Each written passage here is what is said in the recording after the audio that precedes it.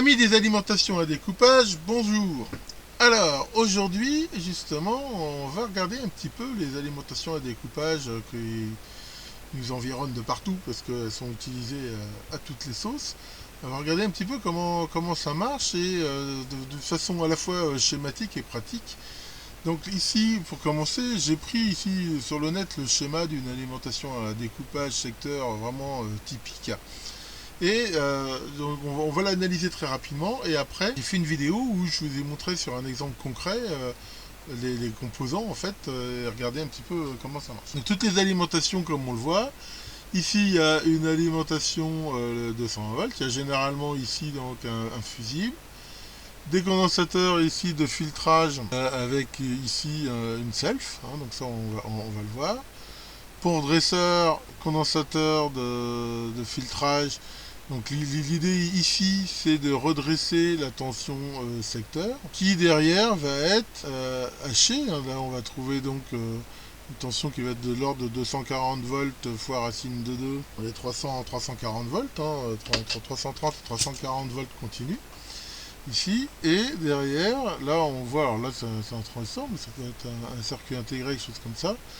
Un oscillateur qui va faire ici varier le courant donc dans le primaire à une fréquence très élevée.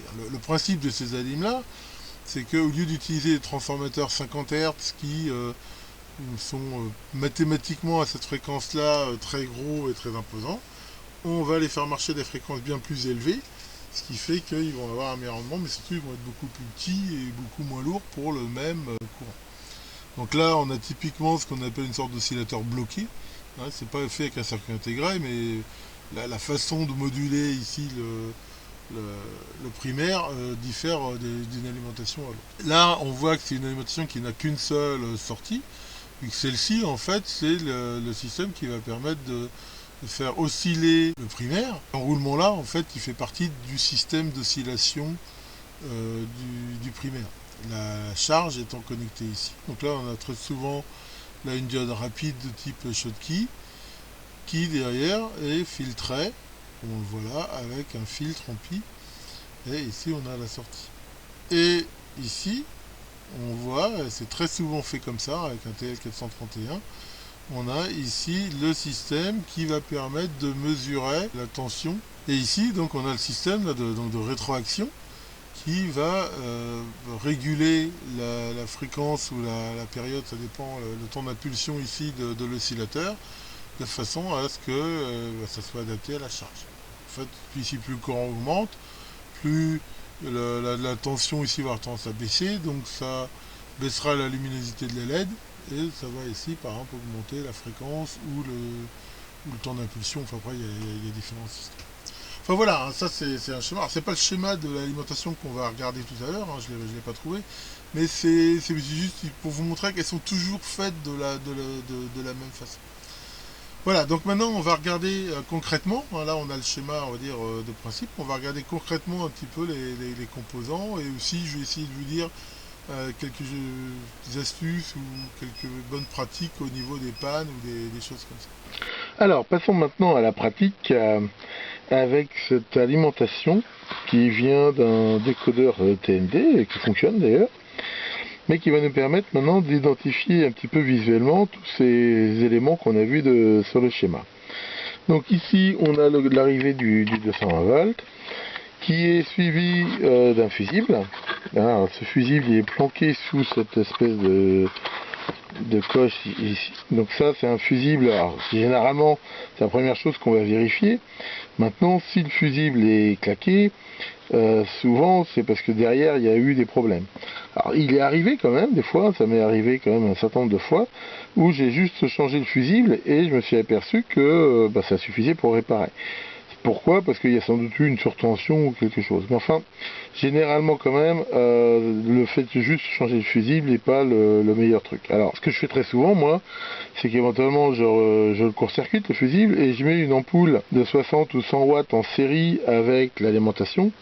et ce qui permet, si jamais il y a un court-circuit, d'allumer l'ampoule et de ne pas tout cramer. Enfin donc voilà ici ce fusible. Alors on fera très attention quand on le change, de bien en mettre un identique et de bien regarder si c'est un rapide ou un retardé. Généralement c'est des retardés ici à cause du pic de courant qui est lié à la charge au moins de ce condensateur. Donc derrière ça on va généralement trouver toujours ici un système de filtrage. Un système de filtrage, il est fait de ces deux condensateurs là et de cette self là.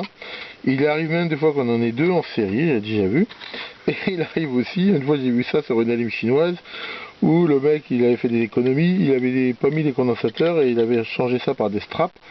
Là pour le coup c'est vraiment pas cool, c'est sans doute économique, mais ça doit foutre des parasites un petit peu partout. Faut pas oublier qu'ici on va avoir des découpages à très haute fréquence avec des courants assez importants, et que si on met pas ce filtre là, le filtre n'est pas pour protéger la lime, il est pour éviter la lime d'aller foutre la merde dans tout le réseau. Donc une fois qu'on a ce système là, on arrive ici généralement sur un pont de diode. Alors ça peut être soit un pont de diode intégré en monolithique, soit des diodes séparées. Donc là c'est généralement des diodes 600 ou 1000 volts.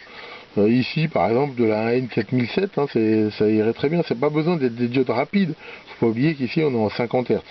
Donc c'est plutôt des diodes qui, tout à fait normal au niveau vitesse, mais qui doivent tenir au moins le pic de courant. Alors quelque chose qu'il y a souvent derrière, et ici on le voit, c'est ce genre de truc. Alors ça c'est une sorte de ce qu'on appelle une PTC, Positive Resistance Coefficient. Ça veut dire que c'est un dispositif dont la résistance augmente avec la chaleur. C'est-à-dire que si le courant dedans augmente trop, la résistance va augmenter, donc ça va limiter le courant.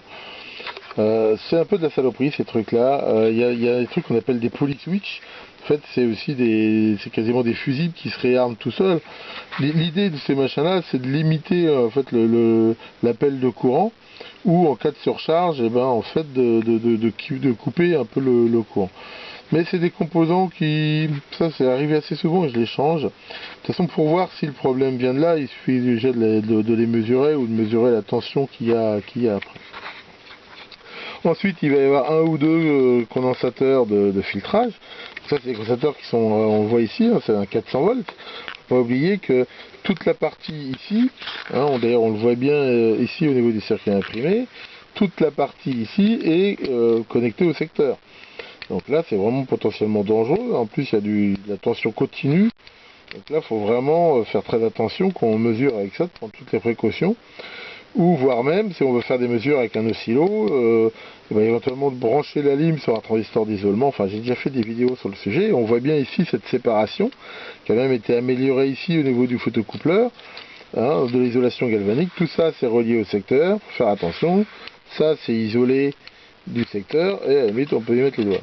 Alors, donc une fois qu'on a ce système là, il va y avoir tout le système de découpage. Alors il peut être sous la forme de transistors, de circuits intégrés. Ici c'est un circuit intégré spécialisé qui contient aussi carrément c'est sans doute un FET de puissance qui commande ici la bobine. D'ailleurs on voit que ça a pas mal vécu et la bakélite là est un peu brûlée parce que ce truc là ça doit chauffer quand même, ils n'ont pas mis de radiateur. Mais très souvent quand même il y a l'élément de hachage, le ou les, parce que des fois il y en a plusieurs. C'est quand même un transistor qui est sorti, des fois monté sur radiateur. Tout dépend de la puissance de la ligne. Donc ici quand on répare, on peut déjà vérifier à l'ohmètre si le transistor ou le système n'est pas complètement en court-circuit. Ici on peut noter ces résistances là. C'est ce qu'on appelle, alors c'est la résistance de puissance, mais souvent il y a aussi ce qu'on appelle des résistances fusibles. C'est des résistances qui sont spécialement conçues pour, en cas de surcourant, se couper, ou de surchauffe se couper. Donc ça c'est aussi une bonne idée quand même de les tester. Et encore une fois, souvent quand ces résistances là sont coupées, je me suis aperçu que derrière c'est parce qu'il y a un semi-conducteur qui est en court-circuit, quelque chose comme ça. Donc là, quand on répare, on peut bien sûr tester les diodes ici, tester les semi-conducteurs. Il arrive des fois que ce soit ce condensateur là qui ait un coup dans l'aile, bien que c'est pas les plus fréquents, c'est plutôt ces condensateurs là qui sont soumis à des fréquences plus hautes. Mais enfin ici, au pire on peut le dessouder ou le mesurer son ESR pour voir ça. Donc ça va être toute la partie ici avant, et généralement si on n'a aucune tension on est en sortie, c'est ici qu'il peut y avoir des choses. Donc, il faut déjà vérifier ici toute cette chaîne-là. Alors on fera quand même très attention que, comme je l'ai dit, c'est soumis à des tensions mortelles. Alors normalement, très souvent, il y a une résistance de 100K, une ou deux, qui viennent décharger ici ce condensateur quand le système est débranché, pour justement que la tension, la haute tension potentiellement dangereuse ne reste pas. Ici, a priori, il n'y en a pas. Alors, on va dire, de toute façon, c'est quand même chargé.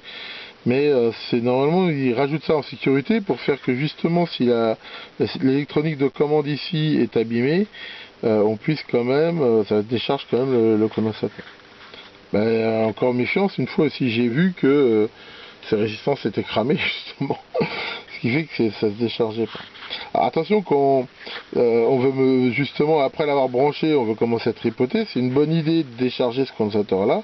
Ce qui n'est pas une bonne idée, c'est de le court-circuiter, hein. Ça lui fait un appel de courant qui est phénoménal. C'est mon calcul, hein. Il y a 400 volts, il y a 300 et quelques volts aux bornes. C'est un condensateur comme ça va faire un appel de courant qui va être vraiment très très fort et ça les endommage les condensateurs. Donc généralement on va le décharger avec une résistance de 100 ohms, voire plus, même 1 kg, mais on peut le faire en plusieurs fois. Et à la fin, quand il est quasiment déchargé, là on peut le court-circuiter, mais le court-circuiter d'un coup, ça les arrange pas. Ensuite, donc là il y a le transformateur ici qui, donc là le primaire, et ici le secondaire. Alors c'est un composant, je l'ai très rarement vu en défaut, ça m'est arrivé une fois de voir qu'il y avait un enroulement qui était coupé. C'est pas que ça peut pas arriver, mais je veux dire c'est quand même quelque chose d'assez rare que les pannes viennent derrière. Et derrière ici, donc il y a toute la partie secondaire. Alors ici qui peut être plus ou moins simple, cette alimentation là fournit un nombre impressionnant de tensions, hein, ça fournit du 3,3 volts, du 5 volts, du 12 volts, du 29 volts, enfin plein de tensions. Mais enfin le principe à la fin c'est qu'il y a des enroulements simples ou doubles avec ici des diodes suivis d'un condensateur. Ici, comme c'est souvent le cas, on voit de self de filtrage et d'un deuxième condensateur. Donc ça fait une sorte de filtre en pi. L'idée étant d'éliminer complètement la résidence de notre fréquence. Ces diodes ici, attention, c'est forcément des diodes rapides. Il ne faut pas oublier que la fréquence de ça, c'est très élevé. Hein. C'est plusieurs dizaines de kHz. Remplacer une diode comme ça par une AN4001, ça va pas le faire du tout. Il faut généralement essayer de trouver des diodes, c'est des diodes Schottky généralement, rapides. Alors, par contre, ça en panne, ça arrive assez souvent que ce soit des diodes ici qui soient coupées. Bien que souvent, quand elles sont coupées, c'est parce que derrière, il y a un condensateur ici qui est en court-circuit plus ou moins. Et c'est la première chose à vérifier. Donc de toute façon, comme je vous l'ai dit, il faut toujours regarder visuellement s'il n'y a pas des capas ici gonflés, après les tester. Alors là on voit, bon, il y a aussi des résistants. Après ça va dépendre un peu du type d'alim qu'il y a derrière. Alors bien sûr, quelque chose de très important, c'est la boucle ici de rétroaction. Hein, comme je vous l'ai dit dans ma vidéo là, sur les photocoupleurs, on le voit ici, le photocoupleur, et ce photocoupleur, il prend une des tensions ici comme référence. Généralement devant il y a un système avec, là c'est très souvent un 431 là, qui est une sorte de Zener programmable qui ici alimente ce truc, et c'est grâce à ça que le système se régule en fonction de la charge. Alors bien sûr, ça peut arriver que ce soit la Zener programmable, le TL431 qui est mort. Je l'ai déjà vu une fois, je crois. Le photocoupleur, il y a un internaute qui m'a demandé si ça pouvait venir de là à la panne. Oui, bien sûr, si ça marche pas, ça peut faire des bêtises. Maintenant, depuis plus de 30 ans que je répare des alimes, je l'ai jamais vu un photocoupleur en panne. Mais ça veut pas dire que ça peut pas arriver. Mais c'est quand même quelque chose d'assez rare.